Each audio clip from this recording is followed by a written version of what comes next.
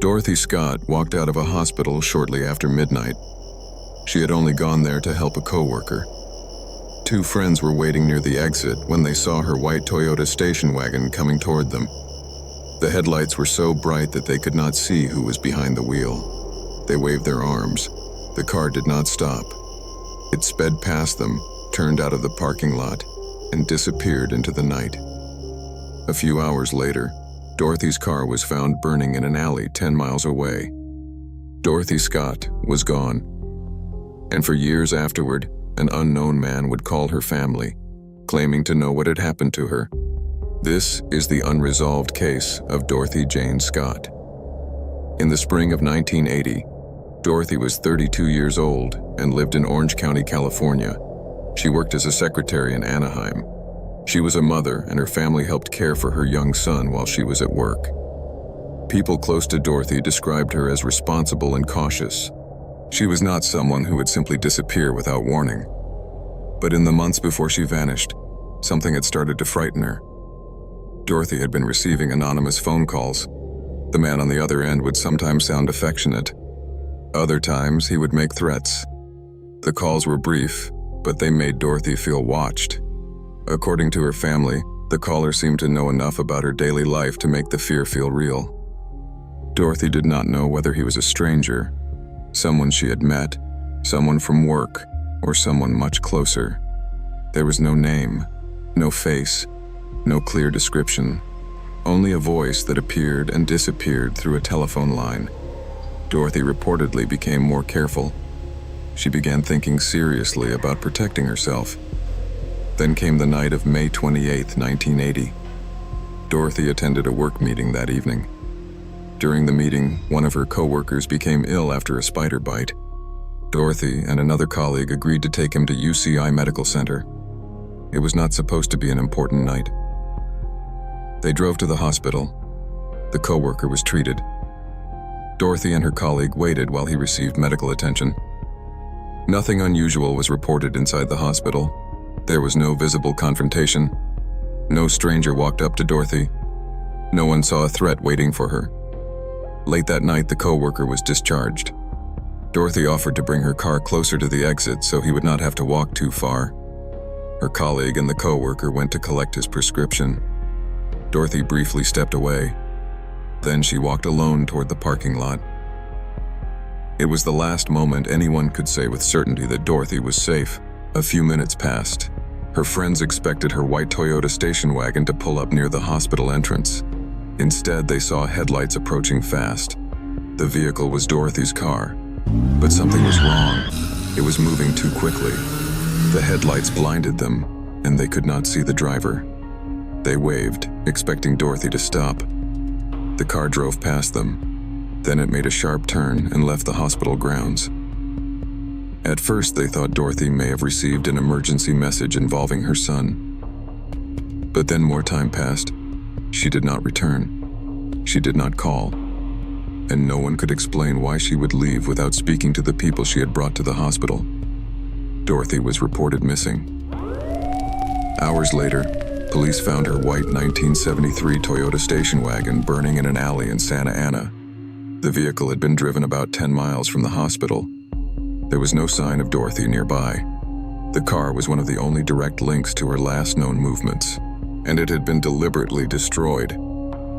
At that point, the case was no longer a normal missing person investigation. Someone had been in Dorothy's car. Someone had driven it from the hospital. Someone had set it on fire. But no one could say who that person was. And there was another question. If Dorothy had been targeted, how did the person know she would be at that hospital that night? The hospital visit was sudden. It was not part of her normal routine. She had gone there because a coworker needed help. That made the earlier phone calls impossible to ignore. Were they evidence that someone had been watching Dorothy for months? Or was the hospital parking lot simply a tragic opportunity for someone else? The first major lead came not from the hospital, but from a newspaper office. In June 1980, after local papers began reporting Dorothy's disappearance, an unidentified man called the Orange County Register. He claimed that Dorothy was dead. On its own, that could have been a cruel hoax. But the caller reportedly knew details about the night Dorothy disappeared that had not been published. He knew why Dorothy and her co-workers had gone to the hospital. He knew a detail about what Dorothy had worn that night. Those details forced police to take the call seriously. But there was also a contradiction. The caller claimed Dorothy had contacted him from the hospital. Her colleague disputed that account. She said Dorothy had remained with her and had not made such a phone call. So who was this man? A killer trying to confess? A person close to the killer? Or someone who knew private details and wanted to mislead the police? No answer was ever proven. Then the calls moved from the newspaper office to Dorothy's family home. Not long after Dorothy vanished, her parents began receiving calls from an unidentified man. Sometimes he claimed Dorothy was alive. Sometimes he claimed she was dead. The calls were usually short. They often came when Dorothy's mother was alone. The family could not know whether the man was telling the truth, lying, or simply trying to terrorize them.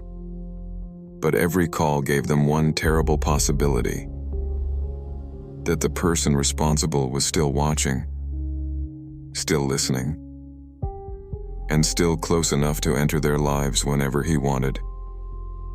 For years, Dorothy's family waited for an answer. Police had a burned car. They had witnesses who had seen Dorothy's car leave the hospital. They had reports of anonymous calls before she disappeared. And they had an unknown caller who appeared to know information the public should not have known. But they did not have Dorothy. They did not have a suspect. And they did not have proof strong enough to name anyone. The Missing Piece is still a new channel, and every like, comment, and share tells YouTube that these stories deserve to reach more people. If this case has made you think, support the channel by liking this video, sharing your theory in the comments, and sending it to someone who loves unsolved mysteries. One small action from you can help us create the next documentary. For the next 4 years, Dorothy Scott's family lived in a space between hope and fear.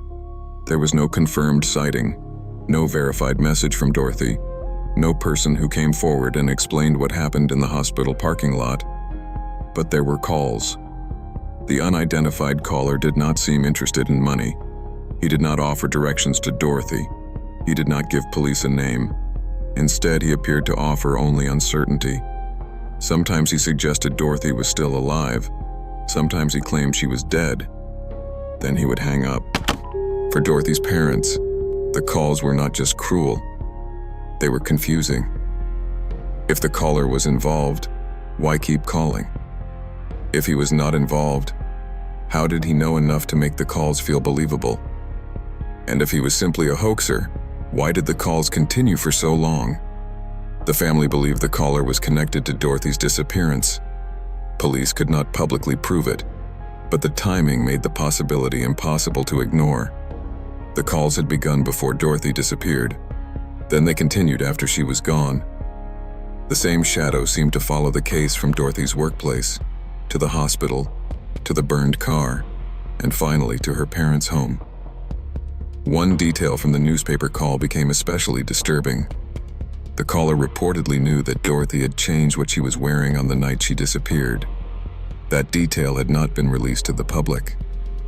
Dorothy had stopped at her parents' home before going to the hospital. According to reports from the time, she had changed a black scarf for a red one. It was a small detail, but it mattered because it suggested the caller knew something personal about Dorothy's final evening. He may have been close enough to observe her. He may have learned the detail from someone else. Or he may have had access to information that should have remained inside the investigation. None of those possibilities were reassuring. The caller also claimed that Dorothy had called him from the hospital. But Dorothy's colleague disagreed. She said Dorothy had been with her during the hospital visit and had not made such a phone call. That contradiction is one of the most important parts of this case. It suggests the caller may have known real private information while also adding a false story. Why would he do that? One possibility is that he wanted investigators to know he was close to the crime without giving them enough to identify him. Another possibility is that he was trying to create a false version of Dorothy's life. By claiming Dorothy had secretly contacted him, he could make it seem as if she had a hidden relationship or a hidden reason for leaving. But there was no evidence that Dorothy had chosen to disappear. Her family did not believe she would abandon her son. Her co-workers had no reason to think she planned to leave town. And her car being found burned made a voluntary disappearance even less likely. For investigators, the case became a puzzle with too many missing pieces. The witnesses at the hospital had seen Dorothy's car leave, but they had not seen the driver. The burning car suggested an attempt to destroy evidence, but it did not reveal where Dorothy had been taken. The phone call suggested an obsessed person, but they did not reveal his identity, and every lead seemed to end at the same point. A man with a voice but no name, a driver hidden behind headlights, a person who knew enough to frighten the family, but never enough to be found.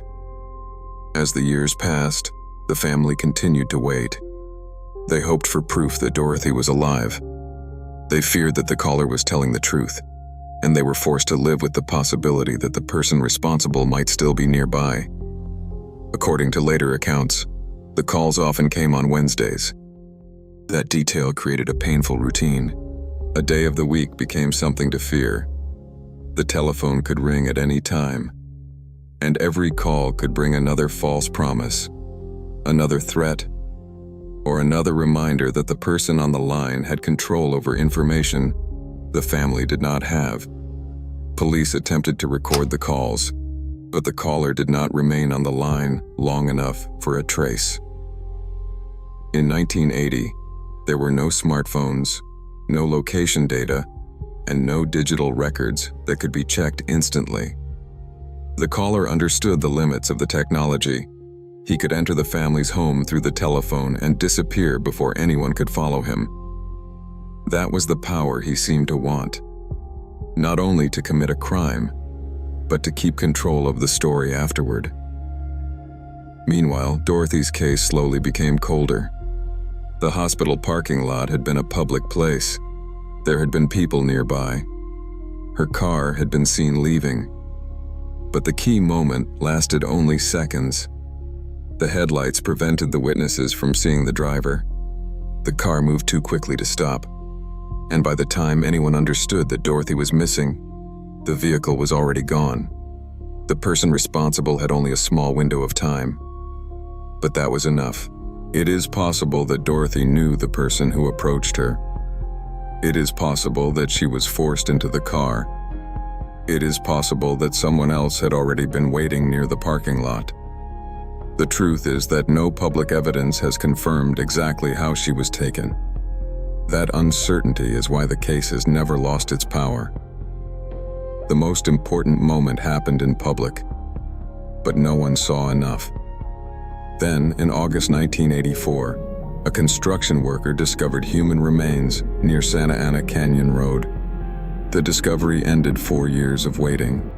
The remains were later identified as Dorothy Scott's through dental records.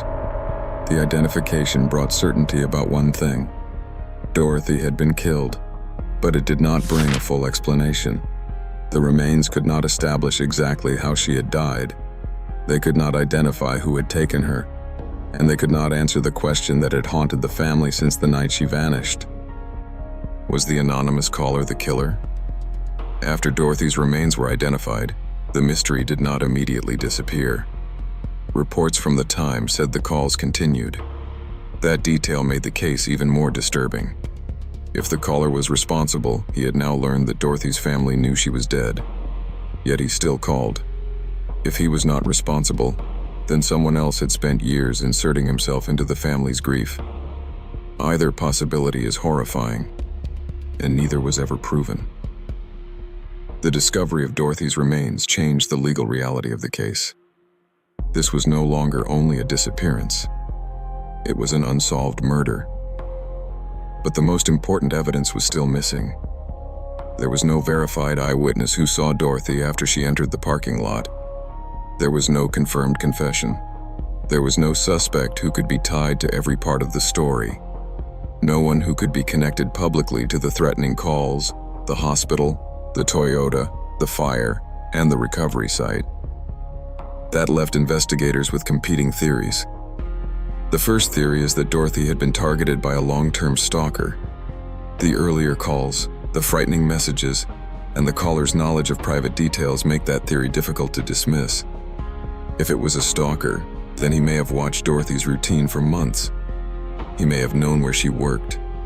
He may have known her car.